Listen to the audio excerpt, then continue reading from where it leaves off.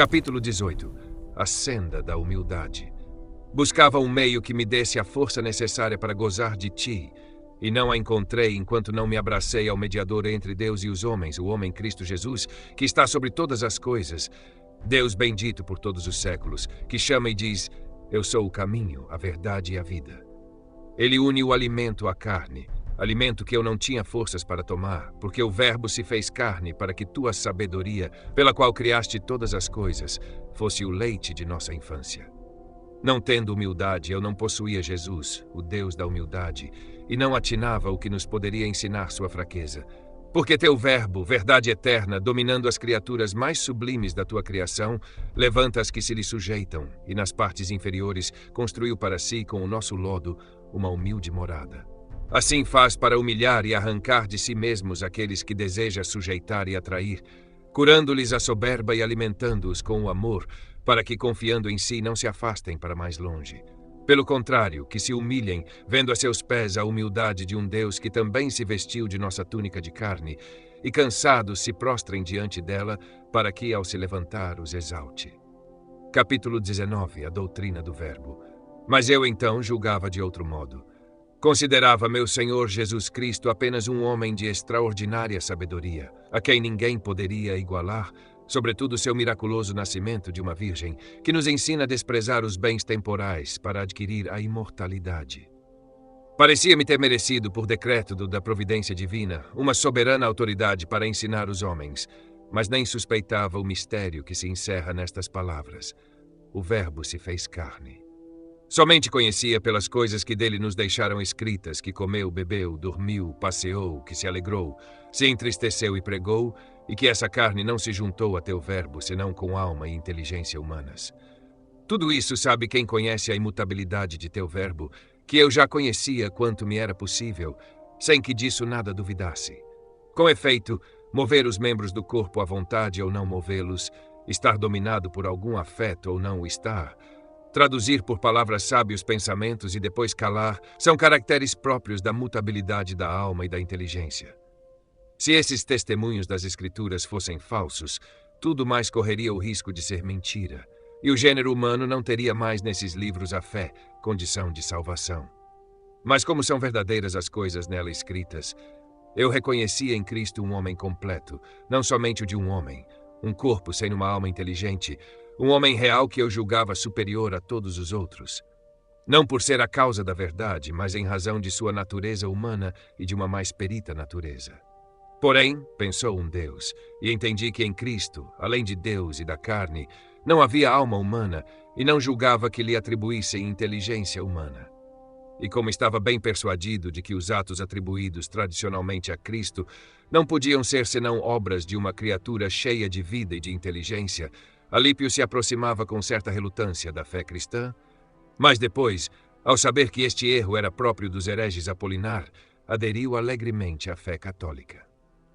De minha parte, confesso que só aprendi mais tarde a diferença de interpretação das palavras "o Verbo se fez carne" entre a verdade católica e o erro do Fotino, bispo de Sírmio, que afirmava que o Verbo não havia sido filho de Deus até encarnar-se nas entranhas da Virgem Maria, negando toda a união substancial entre a natureza humana e o Verbo divino.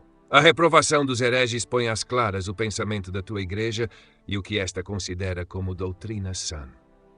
Convém, pois, que haja heresias, para que os fortes se distingam entre os fracos. Capítulo 20. Do Platonismo às Escrituras. Depois de ter lido aqueles livros dos platônicos, induzido por eles a buscar a verdade incorpórea, começaram a se tornar patentes por meio de tuas obras, tuas perfeições visíveis.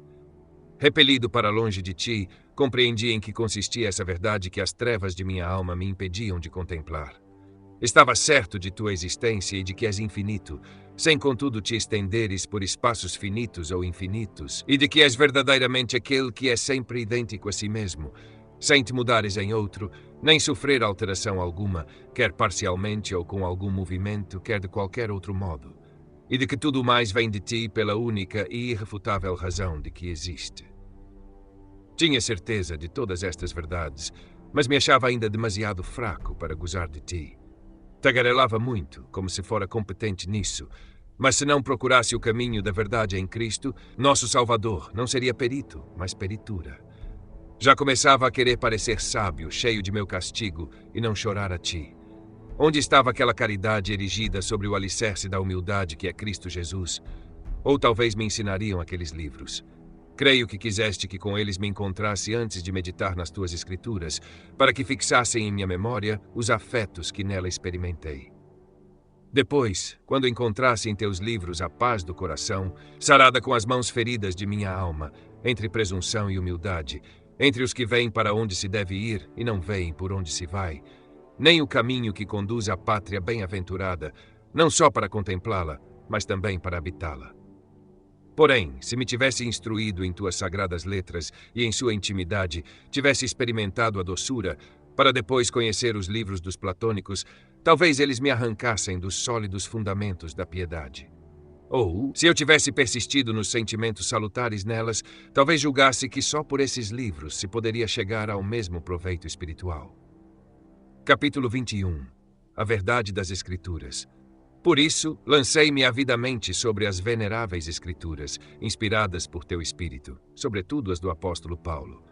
E desceram em mim aquelas dificuldades nas quais julguei descobrir contradições entre ele e seu texto, em desacordo com os testemunhos da lei e dos profetas. Compreendi a unidade daqueles castos escritos e aprendi a lar, comemorar, comer, ler e compreender que tudo de verdadeiro que lera nos tratados neoplatônicos se encontrava. Alegria gloriosa, como também a verdade que temos em ti, hoje, mas também para que seja cura para te possuir aquele que está muito a te ver.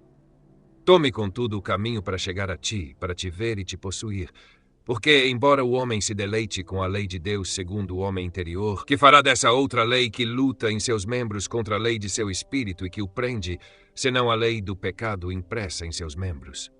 Porque tu és justo, Senhor. Nós, porém, pecamos, cometemos iniquidades, procedemos como ímpios, e tua mão se fez pesada sobre nós. E é com justiça que fomos entregues ao pecador antigo, ao príncipe da morte, porque ele persuadiu nossa vontade a se conformar à sua, que não quis persistir.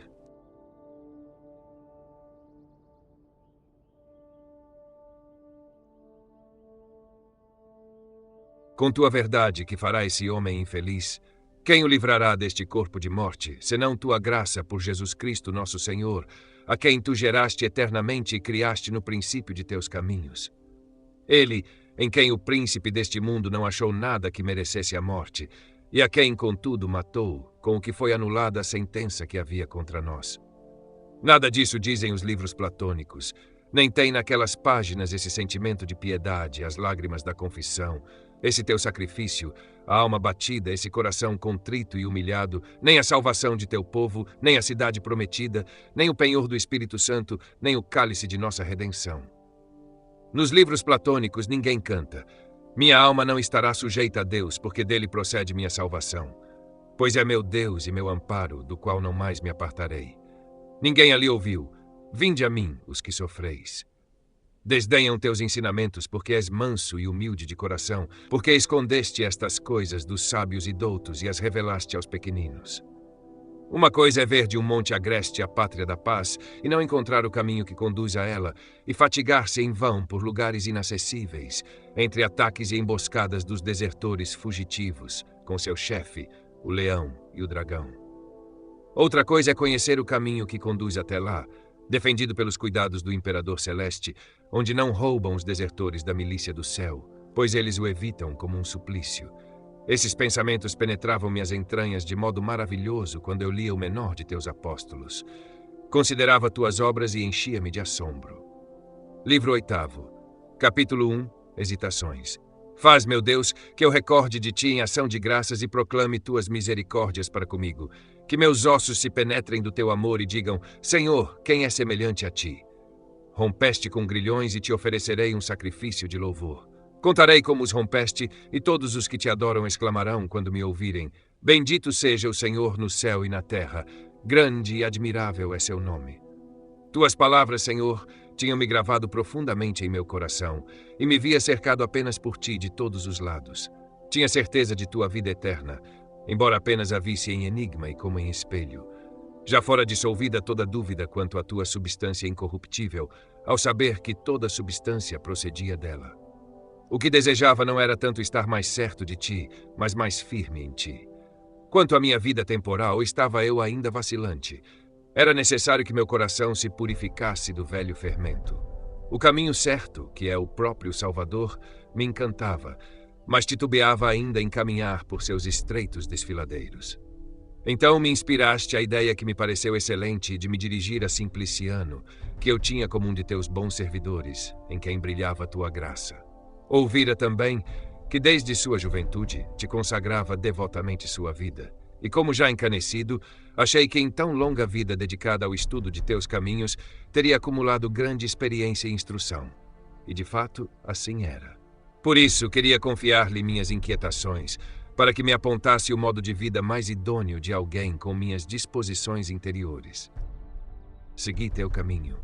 Vi tua igreja cheia de fiéis que, por um caminho ou por outro, progrediam.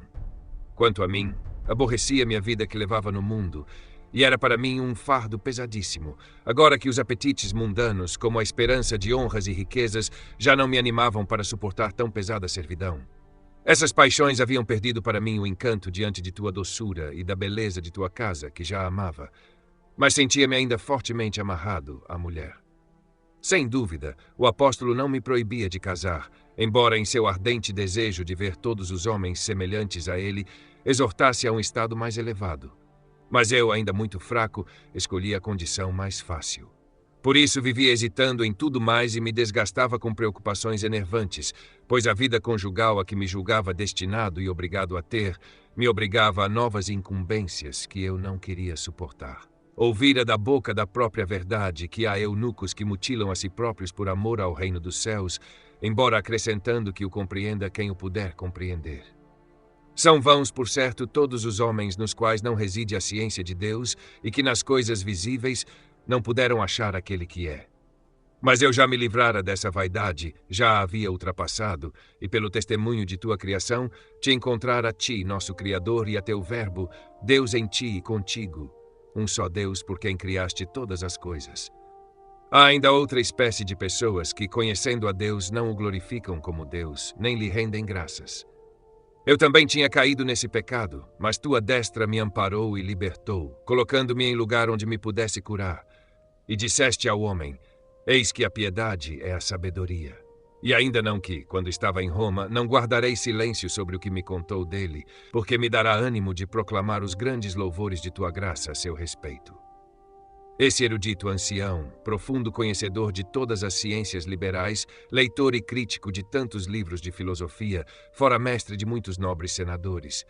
O prestígio de seu magistério lhe valera uma estátua no foro romano, que ele aceitara, coisa que os cidadãos desse mundo têm em grande conta.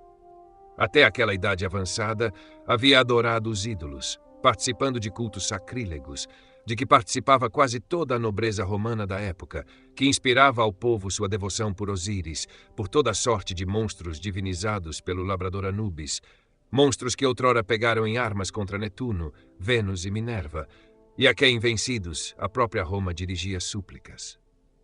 Esse velho Vitorino, que durante tantos anos havia defendido esses deuses com sua terrível eloquência, não se envergonhou de se tornar servo de teu Cristo e criança de tuas águas, dobrando o pescoço ao jugo da humildade e inclinando sua fronte ante o opróbrio da cruz. Senhor, Senhor, que inclinaste os céus e os desceste, que tocaste os montes e estes fumegaram. De que modo te ensinaste naquele coração? Segundo contou-me Simpliciano, Vitorino lia as Escrituras e investigava e esquadrinhava com grande curiosidade toda a literatura cristã. Ele confiava a Simpliciano, não em público, mas muito em segredo e familiarmente. Sabes que já sou cristão, ao que respondia Simpliciano. Não hei de acreditar, nem te contarei entre os cristãos, enquanto não te vir na igreja de Cristo. Mas ele ria e dizia, serão, pois, as paredes que fazem os cristãos. E de que já era cristão, dizia muitas vezes, contestando-lhe Simpliciano outras tantas vezes com a mesma resposta, opondo sempre Vitorino ao gracejo das paredes. Vitorino receava desgostar a seus amigos, os soberbos adoradores dos demônios, julgando que estes, do alto de sua babilônica dignidade, como cedros do Líbano, ainda não abatidos pelo Senhor, fariam cair sobre eles suas pesadas inimizades. Mas depois que auriu forças nas leituras e orações, temeu ser renegado por Cristo diante de seus anjos, se tivesse medo de o confessar diante dos homens. Sentiu-se réu de um grande crime por se envergonhar dos mistérios de humildade de teu verbo, não se envergonhando do culto sacrílego de demônios soberbos que ele próprio aceitara. Como soberbo imitador, envergonhou-se da vaidade e enrubesceu-se diante da verdade. De repente, disse a Simpliciano, segundo este mesmo contava, vamos à igreja, quero me tornar cristão. Simpliciano, não cabendo em si de alegria, foi com ele. Recebeu os primeiros sacramentos da religião.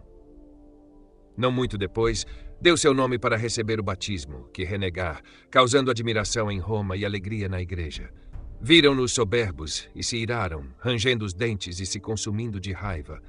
Mas teu servo havia posto no Senhor Deus sua esperança e não tinha mais olhos para as vaidades e as enganosas loucuras. Enfim, chegou a hora da profissão de fé. Em Roma, os que se preparam para receber tua graça pronunciam de um lugar elevado, diante dos fiéis, fórmulas consagradas aprendidas de cor. Os presbíteros, dizia-me Simpliciano, propuseram a Vitorino que recitasse a profissão de fé em segredo, como era costume fazer com os que poderiam se perturbar pela timidez. Mas ele preferiu confessar sua salvação na presença da plebe santa, uma vez que nenhuma salvação havia na retórica que ensinara publicamente. Quanto menos, pois, devia temer, diante de tua mansa grei, pronunciar tua palavra. Ele, que não havia temido as turbas insanas em seus discursos, assim, logo que subiu à tribuna para dar testemunho da sua fé, em uníssono, conforme o iam conhecendo, todos repetiram seu nome como num aplauso. E quem ali não o conhecia, um grito reprimido saiu da boca de todos os que se alegravam. Vitorino! Vitorino! Ao vê-lo, puseram-se a gritar de júbilo, mas logo emudeceram pelo desejo de ouvi-lo. Vitorino pronunciou sua profissão de verdadeira fé com grande firmeza, e todos queriam raptá-la para dentro de seus corações, e realmente o fizeram. Seu amor e alegria eram as mãos que o arrebatavam. Capítulo 3. Alegria das coisas perdidas. Bom Deus, o que se passa no homem para que se alegre mais com a salvação de uma alma desesperada, quando salva de grande perigo, do que se ela sempre tivesse tido esperança, ou se o perigo tivesse sido menor.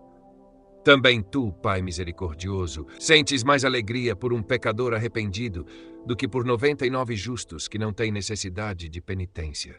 Grande é o nosso prazer ao falar da alegria do pastor, trazendo de volta sobre os ombros a ovelha desgarrada e da mulher que repõe em teus tesouros para a satisfação geral dos vizinhos. A dracma perdida nos arranca lágrimas e alegria das festas de tua casa.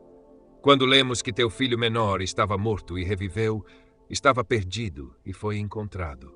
Tu te alegras em nós e em teus anjos santificados pelo santo amor. Pois é sempre o mesmo, e conheces do mesmo modo as coisas que nem sempre existem, nem da mesma maneira, mas que se passam na alma para que se alegre. Mas assim que estima, encontras ou risadas do que se sempre as és. Na verdade, atesta-se há inúmeros testemunhos que é assim mesmo. O celebra o triunfo da vitória e não teria vencido sem combate. Quanto mais árdua a batalha, tanto maior é o gozo no triunfo. A tempestade cai sobre os navegantes com a ameaça de naufrágio.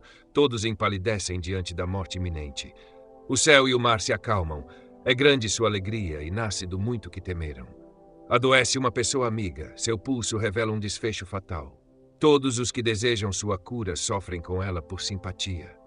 Havendo melhora, embora ainda não recuperado o vigor de outrora, já reina tal alegria como não existia antes.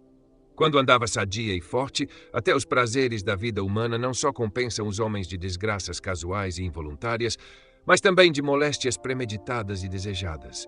Não há prazer algum em beber ou comer sem que haja antes o estímulo da sede ou da fome. Os ébrios costumam comer antes alguma coisa salgada que lhes cause sede ardente e que se transformará em prazer quando acalmada com a bebida. O costume quer que as esposas não sejam entregues imediatamente aos maridos.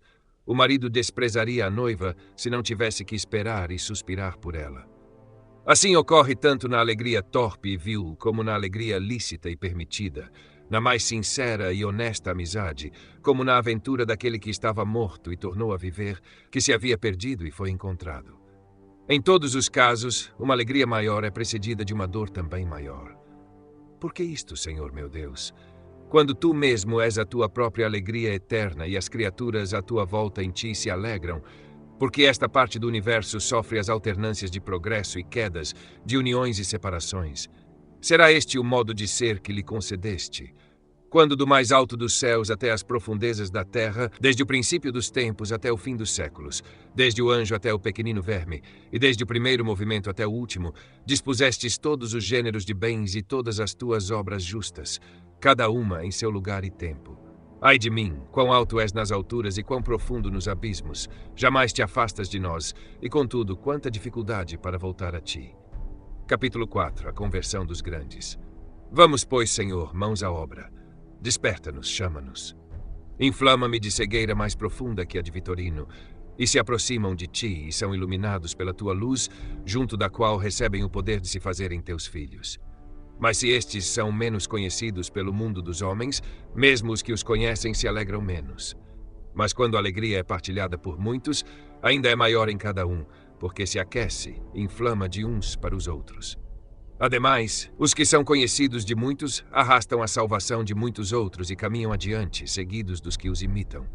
Por isso, grande é a alegria dos que os precederam, porque não se regozijam só consigo. Mas longe de mim pensar que no teu tabernáculo são mais aceitos os ricos que os pobres e os nobres, mais do que os plebeus. Porque esses, os fracos segundo o mundo para confundir. Fores o vil e desprezível segundo o mundo. Não é conto de Teó.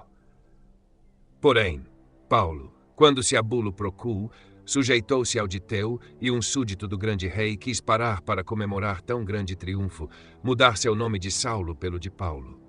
De fato, o adversário é mais completamente vencido naquilo em que tinha maior domínio e por meio do que retém maior número de sequazes. Ora, o inimigo domina com mais força os soberbos pela nobreza de seu nome e, graças a este número maior, pelo prestígio de sua autoridade. Assim, na medida em que o coração de Vitorino era tido como fortaleza inexpugnável, antes ocupada pelo demônio, e sua língua como dardo poderoso e agudo que tantas vezes havia dado a morte às almas, tanto mais copiosamente deviam exultar teus filhos ao verem que nosso rei agrilhoara o forte e que seus vasos roubados eram agora purificados e destinados à tua honra, convertendo-se em instrumentos úteis ao Senhor para toda a obra boa.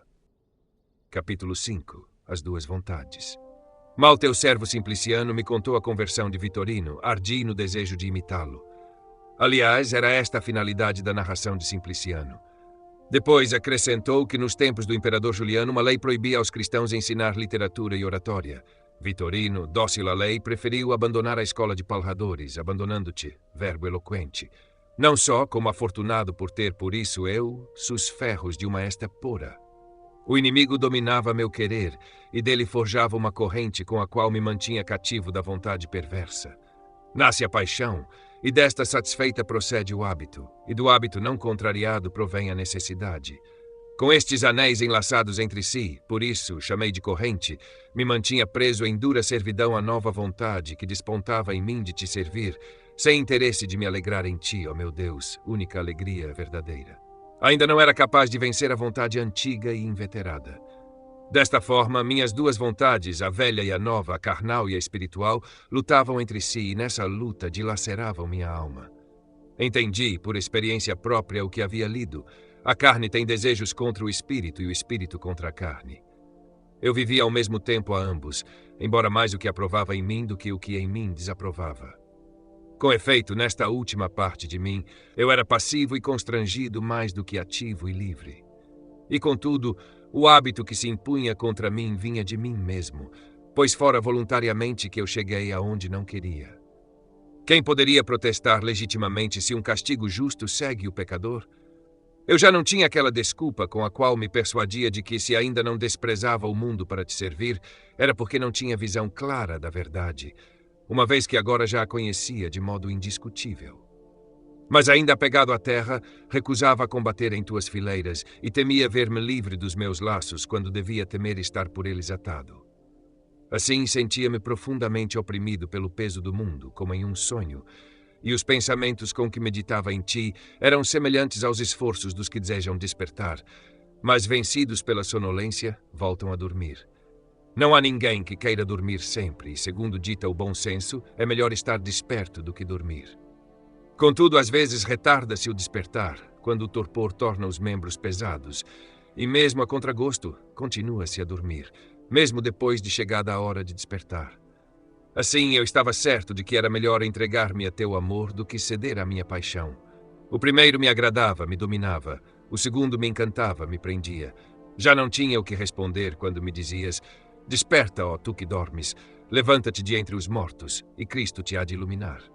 E quando, por todos os meios, me mostravas a verdade do que dizias e de que eu estava convencido, não tinha absolutamente nada para responder, senão umas palavras preguiçosas e sonolentas. Um momento depois, um pouquinho mais, mas este pouquinho não tinha fim, e este momento se ia prolongando. Em vão me deleitava em tua lei, segundo o homem interior, porque em meus membros outra lei combatia a lei de meu espírito, mantendo-me cativo sob a lei do pecado que estava em meus membros.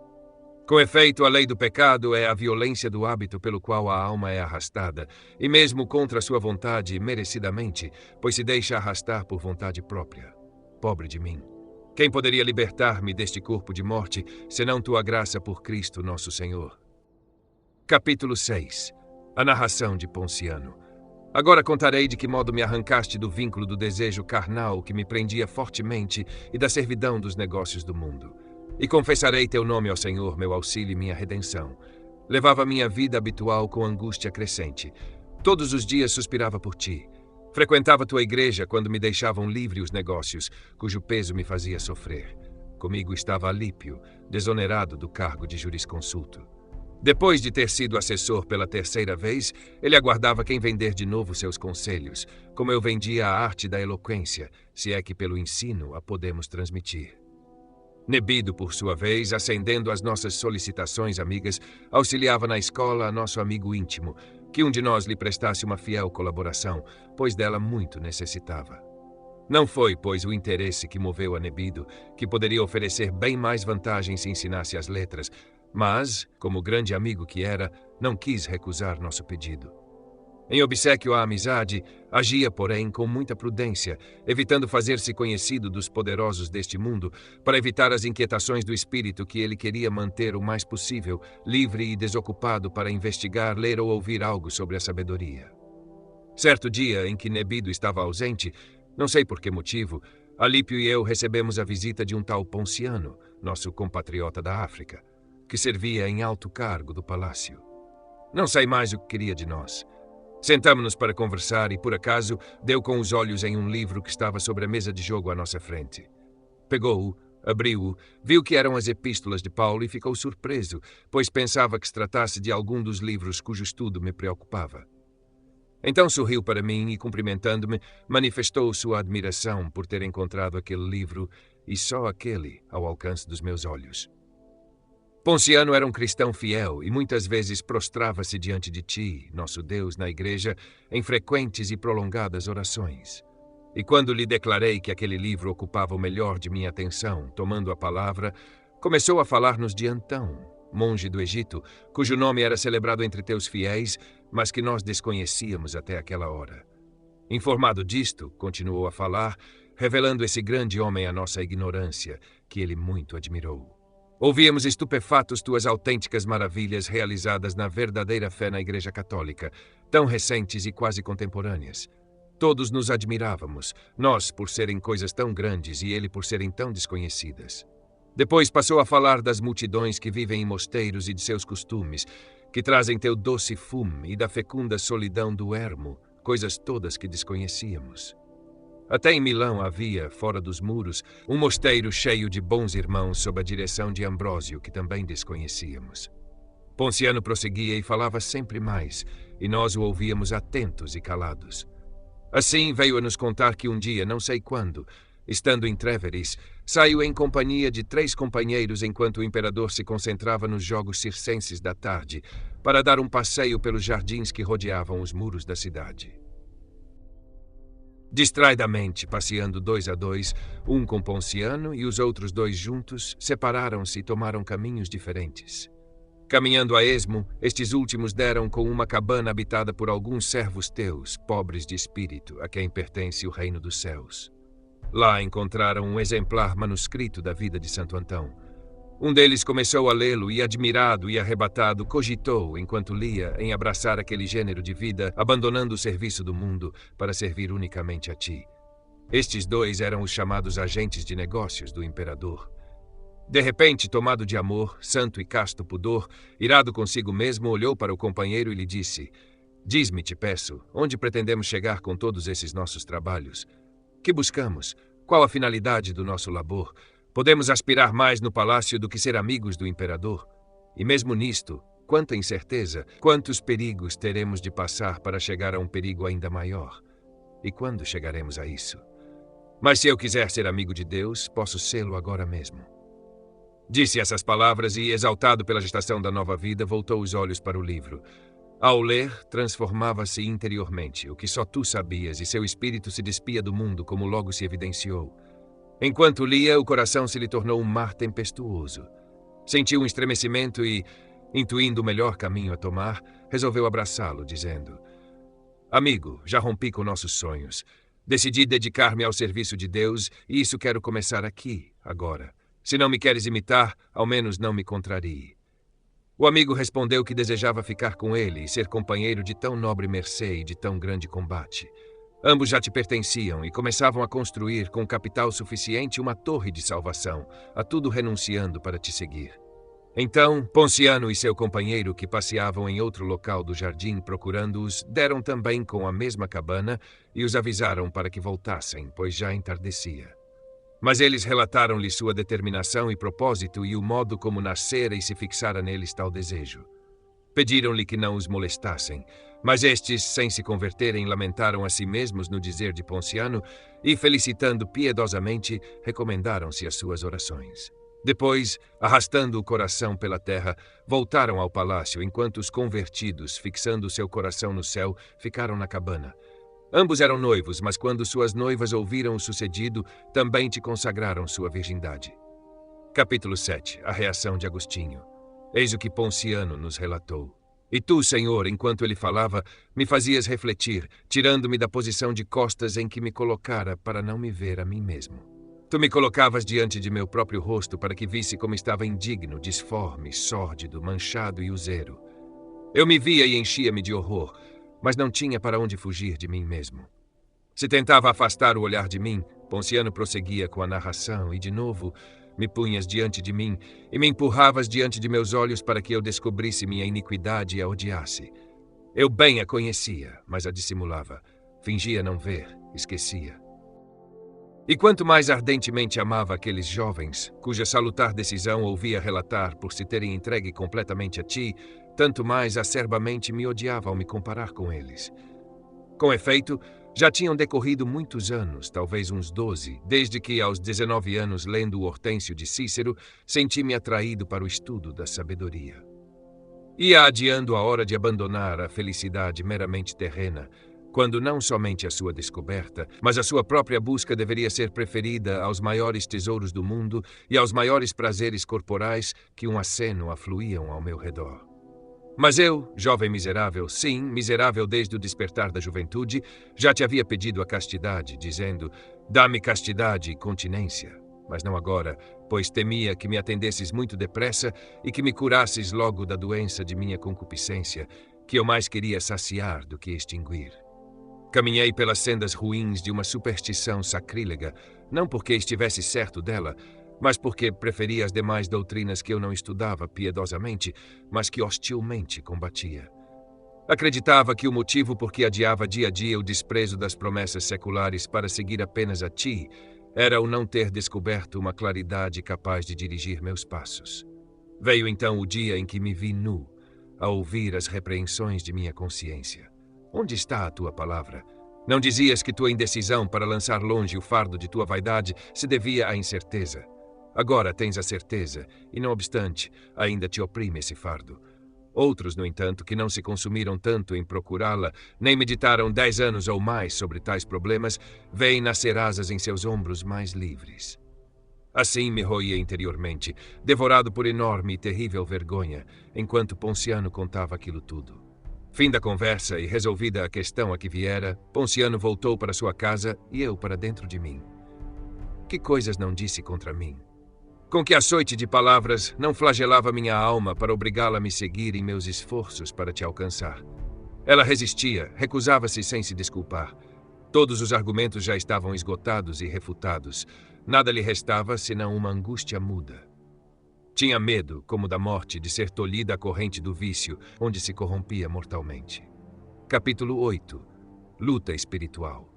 Então, em meio àquela luta interior que eu travava violentamente contra mim mesmo, no recesso do meu coração perturbado, no rosto e no espírito, voltei-me para exclamando: que tanto nos aflige? O que significa isto que ouviste? Levantam-se os ignorantes e arrebatam o céu, e nós, com todo o nosso saber insensato, nos revolvemos na carne e no sangue. Acaso temos vergonha de segui-los porque se nos adiantaram, e não temos vergonha de não os seguir? Foi mais ou menos o que eu lhe disse, e dele me afastei sob forte emoção. Alípio me olhava atônito em silêncio. Eu não falava, como de costume, e muito mais que as palavras, minha fronte, minhas faces, meus olhos, minha cor e o tom de minha voz denunciavam o meu estado de espírito. Nossa casa tinha um pequeno jardim que usávamos, assim como o restante da casa que nosso hóspede não habitava, para ali me levar a tormenta de meu coração, onde ninguém pudesse interferir no ardente combate que eu travava comigo mesmo, até que se resolvesse o assunto, conforme tu sabias e eu ignorava. Mas eu delirava para reencontrar a razão e morria para reviver. Conhecia meu mal, mas desconhecia o bem que depois haveria de sobrevir. Retirei-me, pois, para o jardim, e Alípio seguiu-me passo a passo. Mas apesar de sua presença, eu não estava menos só. E como haveria ele de me deixar naquele estado? Sentamos-nos o mais longe possível da casa. Eu tremia pela violenta indignação que me enraivecia por não poder seguir teu agrado e aliança, ó meu Deus, aliança pela qual clamavam todos os meus ossos que te elevavam louvores até o céu. E para ir a ti, não há necessidade de navios nem de carros, nem mesmo dar aqueles poucos passos que separavam a casa do jardim onde estávamos. Não somente ir, mas chegar junto de ti. Nada mais é do que querer ir, mas com querer enérgico e pleno, e não com vontade tíbia que se dispersa em todos os sentidos e se agita incerta, dividida, ora levantando-se, ora voltando a cair. Enfim, naquela angustiante hesitação, fazia 1000 gestos, como fazem os homens que querem e não podem, ou porque não têm membros, ou porque os têm atados em cadeias, debilitados pela fraqueza ou paralisados de qualquer outro modo. Se puxei os cabelos, se feri a fronte, se apertei os joelhos entre os dedos entrelaçados, eu o fiz porque quis. Poderia, porém, querer fazê-lo e não o fazer se a flexibilidade de meus membros não me obedecesse. Portanto, fiz muitas coisas nas quais o querer não era o mesmo que o poder. Contudo, eu não fazia aquilo que desejava acima de tudo, e que eu poderia fazer desde que o quisesse. Porque se o tivesse efetivamente querido, bastava que o quisesse sinceramente. Nisto, o poder é o mesmo que o querer, e querer já seria agir. Contudo, não o fazia, e meu corpo obedecia mais facilmente ao mais leve comando de minha alma, movendo os membros segundo sua vontade, do que a própria alma obedecer a si mesma para realizar seu grande desejo com a vontade. Capítulo 9. A desobediência da vontade. Mas de onde vinha este prodígio? Qual sua causa?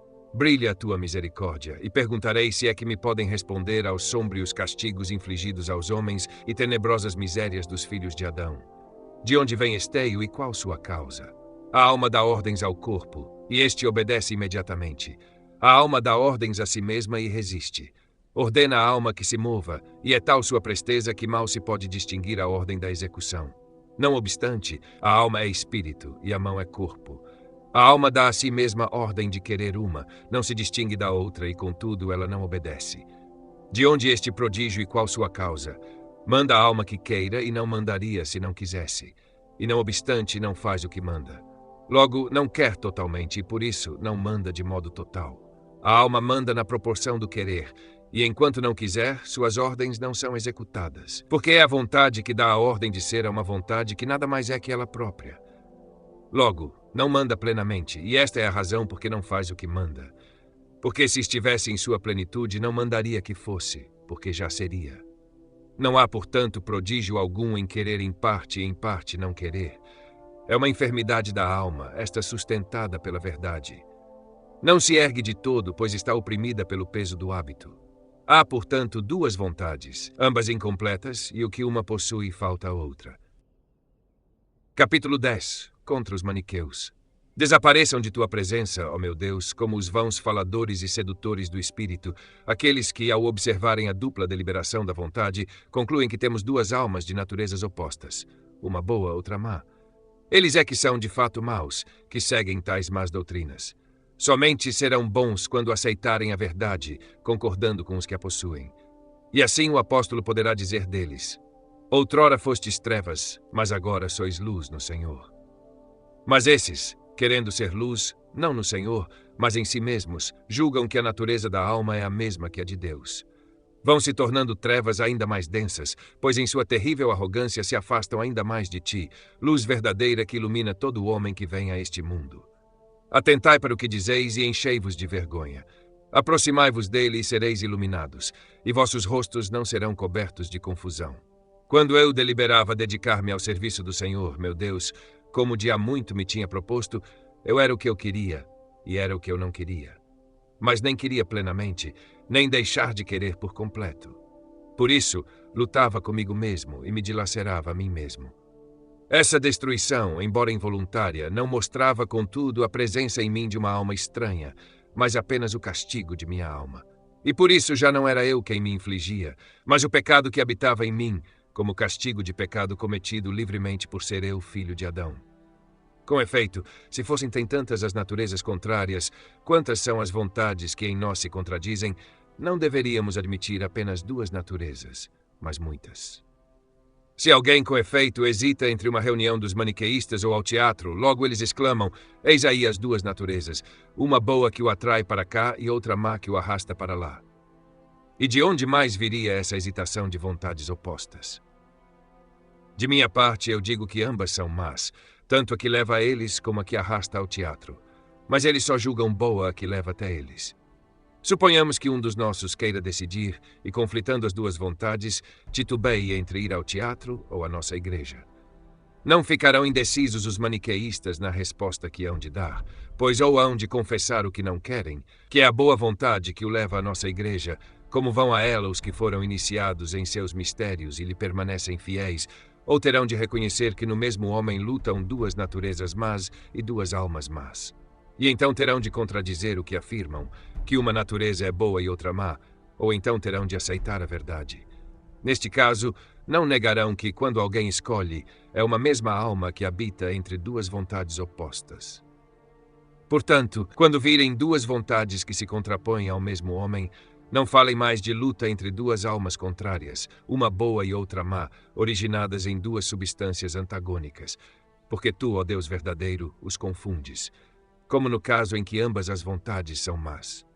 Por exemplo, quando alguém hesita entre matar a outrem com um punhal ou veneno, entre assaltar esta ou aquela propriedade alheia, quando não pode assaltar ambas, entre esbanjar na compra do prazer da luxúria ou guardar dinheiro por avareza, entre ir ao circo ou ao teatro, quando ambos sejam concomitantes.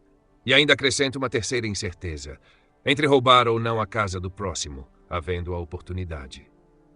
Ou ainda acrescento uma quarta hipótese, entre cometer ou não adultério, se tem possibilidade para isso. Suponhamos que todas essas circunstâncias ocorram simultaneamente. Como todas são igualmente desejadas e irrealizáveis ao mesmo tempo, a alma será dilacerada por um conflito entre quatro vontades ou mais. Ainda tão numerosos são os objetos de desejo. Contudo, os maniqueus não afirmam que existe tão grande número de substâncias diferentes. O mesmo acontece com as vontades boas. Se eu lhes pergunto se é bom deleitar-se com a leitura do apóstolo, com a leitura de algum salmo espiritual ou com o comentário do evangelho, eles responderão que a questão é boa.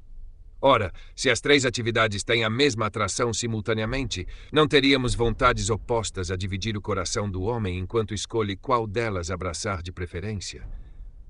Todas essas vontades são boas e lutam entre si até que se tome uma decisão que unifique a vontade antes dividida. Assim também, quando a eternidade agrada a nossa parte superior e o bem temporal nos prende fortemente cá embaixo, é a mesma alma que, sem uma vontade plena, quer um e outro desses bens. Por isso, dilacera uma grande dor. A verdade nos faz preferir a eternidade, mas o hábito não quer abandonar os bens temporais. Capítulo 11. Últimas resistências. Assim, sofria e me atormentava com acusações mais acerbas que de costume, rolando-me e debatendo-se dentro de minhas cadeias para ver se as quebrava por completo. Elas mal me prendiam, mas ainda me prendiam. E tu, Senhor, me espicas no fundo de minha alma e, com severa misericórdia, redobras os açoites do temor e da vergonha, para que eu não afrouxe de novo e para que quebre minha tênue e leve cadeia antes que ela se revigore para me prender mais firmemente. E dizia comigo mesmo: vamos, mãos à obra, sem demoras.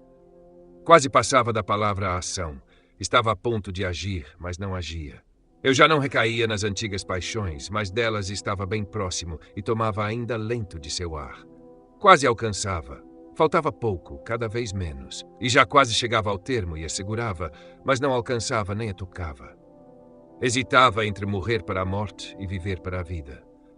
O mal arraigado dominava-me mais do que o bem, cujo hábito eu não possuía. Na medida em que ia se aproximando o momento em que me transformaria em outro homem, maior era o horror que me incutia, sem contudo me fazer voltar para trás ou mudar de caminho. Simplesmente mantinha-me indeciso. Mantinha-me preso a umas tantas bagatelas. Umas vaidades de vaidades, antigas amigas minhas que me puxavam por minhas vestes carnais, murmurando: então nos abandonas. De agora em diante nunca mais estaremos contigo. Desde este momento nunca mais te será lícito isto ou aquilo. E que coisas, meu Deus! Que torpezas me sugeriam com o que chamei de isto ou aquilo. Por tua misericórdia afastas da alma de teu servo. Oh, que imundícies me sugeriam, que indecências! Já se reduzira a menos da metade o número de vezes que eu lhes dava ouvidos. Não era mais um assalto aberto e frontal, mas segredos por cima dos ombros, como que puxando-me furtivamente se me afastava para que eu me voltasse para trás. Contudo, faziam com que eu, vacilante, tardasse em me separar delas para correr para onde me chamavam. Enquanto isso, o hábito violento me dizia: julgas que poderás viver sem elas? Mas isto já dizia com voz muito débil. Para onde voltava o rosto e por onde temia passar, mostrava-se para mim a casta dignidade da continência, serena e alegre, sem desordens, acariciando-me honestamente para que me aproximasse sem medo. Estendia para mim suas mãos piedosas, cheias de uma multidão de bons exemplos. Junto dela, uma turba de meninos e meninas, uma juventude numerosa e homens de toda a idade, viúvas veneráveis e virgens idosas. Em todas essas almas, não era estéril, mas fecunda. A mãe de filhos nascidos nas alegrias do esposo que eras tu, Senhor. E a continência zombava de mim com ironia animadora, como se dissesse: então não serás capaz de fazer o mesmo que eles? Ou será que estes e estas encontraram forças em si mesmos e não no Senhor, seu Deus? Foi o Senhor Deus quem me entregou a eles. Por que te apoias em ti, se és vacilante? Lança-te nele, não temas, que ele não se apartará de ti e tu não cairás. Lança-te com confiança, que ele te receberá e te curará. E enchia-me de vergonha por ainda ouvir o murmúrio daquelas bagatelas. Vacilante, continuava indeciso, mas de novo a voz da castidade parecia me dizer: não deis ouvidos às tentações imundas da tua carne impura, que te prende à terra, a fim de que seja mortificada. Ela te fala de deleites contrários, porém à lei do Senhor teu Deus. Essa luta se desenrolava no fundo do meu espírito, de mim contra mim mesmo. Alípio, sem sair de perto de mim, aguardava em silêncio o desfecho de minha insólita agitação. Capítulo 12. A conversão. Mas logo que esta profunda reflexão tirou da profundeza de minha alma e expôs toda a minha miséria à vista de meu coração, caiu sobre mim enorme tormenta, trazendo copiosa torrente de lágrimas. E para dar-lhe toda vazão com seus gemidos, afastei-me de Alípio. A solidão parecia-me mais adequada, e me afastei o mais longe possível para que sua presença não me fosse embaraçosa. Tal era o estado em que me encontrava, e Alípio percebeu, pois lhe disse alguma coisa com um timbre de voz embargado de lágrimas que me denunciou. Alípio, atônito, continuou no lugar em que estávamos sentados, mas eu não sei como me retirei para a sombra de uma figueira e dei vazão às lágrimas. 2 rios brotaram de meus olhos, sacrifício agradável a teu coração. E embora não com estes termos, mas com o mesmo sentido, muitas coisas te disse, como esta: e tu, Senhor, até quando? Até quando, Senhor, has de estar irritado? Esquece-te de minhas iniquidades passadas. Sentia-me ainda preso a elas e gemia e lamentava. Até quando? Até quando direi amanhã? Amanhã, por que não agora? Por que não pôr fim agora às minhas torpezas? Assim falava e chorava, oprimido pela mais amarga dor do meu coração. Mas eis que de repente ouço da casa vizinha uma voz de menino ou menina, não sei, que cantava e repetia muitas vezes: toma e lê, toma e lê. E logo, mudando de semblante, comecei a buscar com toda a atenção em minhas lembranças se porventura esta cantiga fazia parte de um jogo que as crianças costumavam cantarolar, mas não me lembrava de tê-la ouvido antes. Reprimindo o ímpeto das lágrimas, levantei-me. Uma só interpretação me ocorreu. A vontade divina mandava-me abrir o livro e ler o primeiro capítulo que encontrasse. Tinha ouvido dizer que então, assistindo por acaso a uma leitura do Evangelho, tomara para si esta advertência: vai, vende tudo o que tens, dá-o aos pobres e terás um tesouro no céu. Depois vem e segue-me. E que esse oráculo decidira imediatamente sua conversão. Depressa voltei para o lugar onde Alípio estava sentado e onde eu deixara o livro do apóstolo. Ao me levantar, peguei-o, abri-o e li em silêncio o primeiro capítulo que me caiu sob os olhos. Não caminhe em glutonarias, embriaguez, não nos prazeres impuros do leito e em leviandades, não em contendas e ciúmes, mas revesti-vos de nosso Senhor Jesus Cristo e não cuideis de satisfazer os desejos da carne. Não quis ler mais, nem era necessário. Quando cheguei ao fim da frase, uma espécie de luz de certeza se insinuou em meu coração, dissipando todas as trevas de dúvida. Então, marcando com o dedo ou não sei com que, fechei o livro e, com o rosto já tranquilo, revelei a Alípio o que se passara. Ele, por sua vez, me revelou o que acontecera com ele e que eu ignorava. Pediu para ver o que eu tinha lido. Mostrei-lhe. Ele prosseguiu a leitura. Eu ignorava o texto seguinte, que era este: recebei ao fraco na fé. Palavras que aplicou a si mesmo e me revelou. Fortificado por essa advertência, firmou-se nessa resolução e santo propósito, bem de acordo com seus costumes, nos quais já há muito tempo tomara grande vantagem sobre mim. Fomos depois à procura de minha mãe, que, ao saber do sucedido, ficou radiante. Contamos-lhe como o caso se passara. Ela exultou, triunfante, e bendizendo a ti, que és poderoso para dar-nos mais do que pedimos ou entendemos, porque via que lhe havias concedido a meu respeito muito mais do que constantemente te pedia com tristes gemidos e lágrimas. De tal forma me converteste a ti, que já não procurava esposa nem abrigava esperança alguma deste mundo, mas estava já naquela regra de fé em que há tantos anos me havias mostrado. A minha mãe, assim, converteste seu pranto em alegria, muito mais fecunda do que havia desejado, e muito mais preciosa e pura do que a que podia esperar dos netos nascidos de minha carne. Livro 9, capítulo 1, Colóquio. Ó Senhor, sou teu servo e filho de tua serva. Rompeste minhas cadeias, eu te sacrificarei uma vítima de louvor. Louvem-te meu coração e minha língua, e que todos os meus ossos te digam: Senhor, quem semelhante a ti? Que eles te digam essas palavras e que me respondas e digas à minha alma: eu sou tua salvação.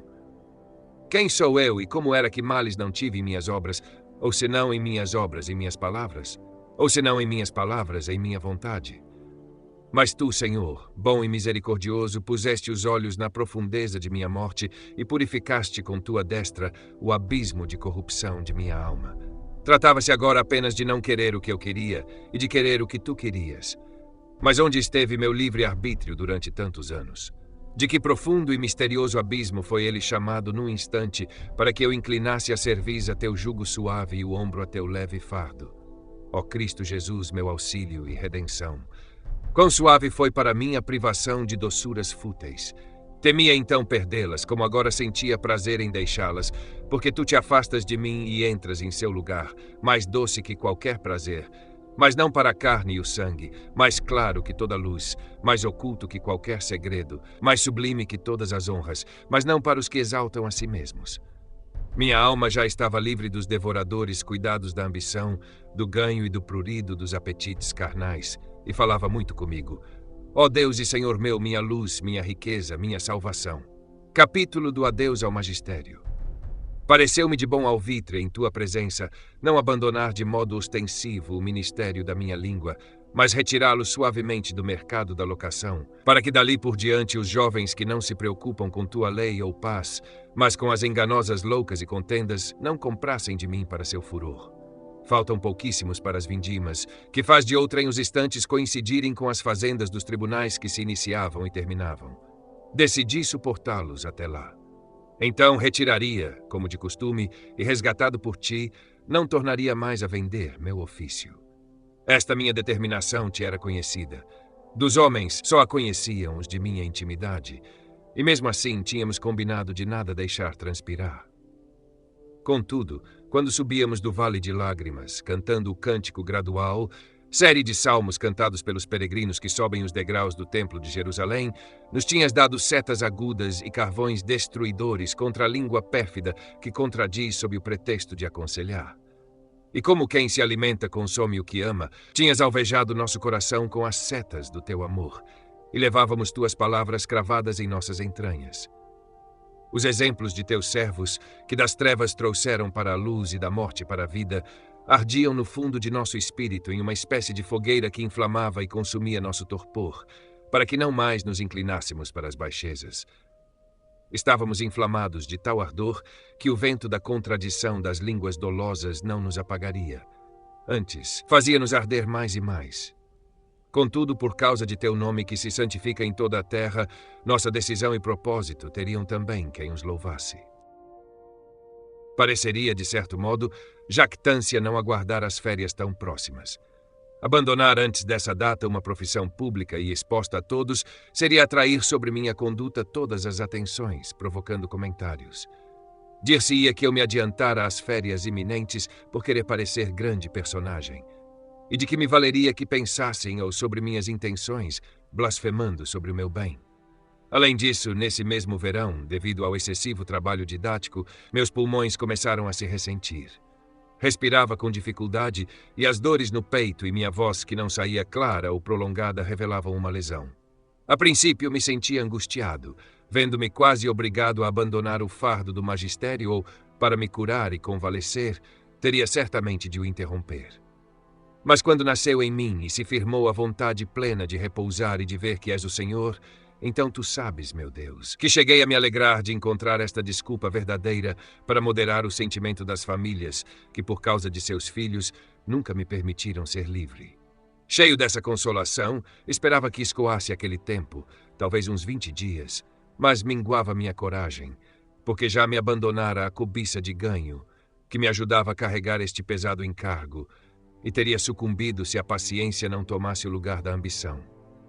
Talvez alguns de teus servos, meus irmãos, dirão que pequei nisso, porque, estando com o coração já cheio de desejos de te servir, consenti em ficar mais 1 hora sentado na cátedra da mentira. Não discutirei, mas tu, Senhor misericordiosíssimo, acaso não me perdoaste e resgataste também este pecado, junto com todos os demais horrendos e mortais na água santa do batismo? Capítulo 3. 2 amigos. Angustiava-se Verecunde, afastado de nossa companhia pelos vínculos matrimoniais que o aprisionavam fortemente. Não era ainda cristão como sua mulher, mas justamente nela encontrava o maior obstáculo que o impedia de entrar pelo caminho que havíamos começado a trilhar. Não queria ser cristão, dizia ele, senão do modo que justamente lhe era proibido. Contudo, com sua grande bondade, pôs à nossa disposição sua propriedade no campo pelo tempo que nos aprouvesse. Tu, Senhor, haverás de recompensá-lo no dia da retribuição dos justos, pois já concedeste a graça, porque, estando nós ausentes e já em Roma, atacado de uma enfermidade corporal. Verecundiam, ó Deus nosso, somos teus. Tuas exortações e consolos o indicam. Fiel cumpridor de tuas promessas, concedes a Verecundia em ti das angústias do século. Lhe perdoaste os pecados sobre a terra na tua montanha, a montanha da abundância. Verecundia, porque, embora não sendo ainda cristão e houvesse caído no erro tão pernicioso de julgar que a carne verdadeira do teu filho fosse mera aparência, já começava a se desvencilhar e, sem ter ainda recebido os sacramentos da tua igreja, buscava ardentemente a verdade. Não muito depois de nossa conversão e regeneração por teu batismo, fez-se, por fim, católico fiel. Servia-se na África, junto aos seus, em castidade e continência perfeitas. Toda sua família, sob sua influência, se fizera cristã.